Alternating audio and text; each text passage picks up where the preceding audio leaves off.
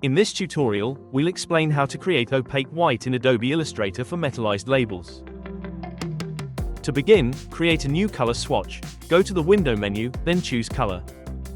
Adjust the color by modifying the 4 CMYK values.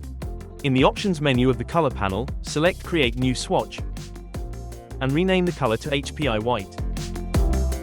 Now, change the color type to spot color and confirm by clicking OK. The spot color you have just created will now appear in the Swatches panel. In the second step, create the following layers: CMYK, opaque white, and cut line. These layers are only for organizational purposes and do not directly affect color assignment.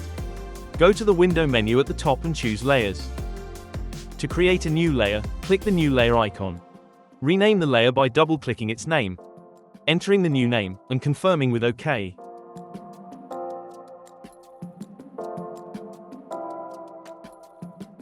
Now, place the elements into the correct layers. Select the object using the Selection tool.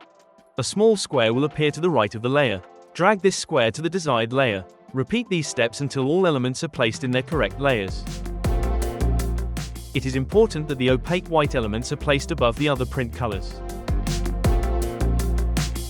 When printing on metallized material, there are two main reasons to apply the opaque white color, HPI white. White elements that are to be printed should not appear transparent. Colored elements, such as text or images, need to appear metallic. In this case, opaque white is printed first, and the colored elements are printed on top. Next, select the elements that should not appear metallic using the Selection tool. Copy them using Command+C, on Windows, Control+C. Then, select the opaque white layer and paste them in place using Command+F, on Windows, Control+F.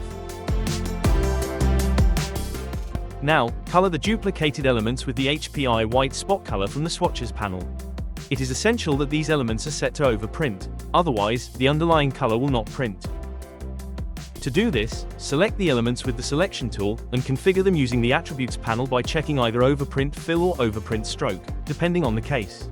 Repeat these steps until all duplicated elements are colored with HPI white. To verify that everything is set up correctly, open the Separations Preview panel. First, ensure that the Overprint Preview box is ticked. Then, hide the HPI white color. The underlying CMYK artwork should still be visible, while areas printed only in white should disappear.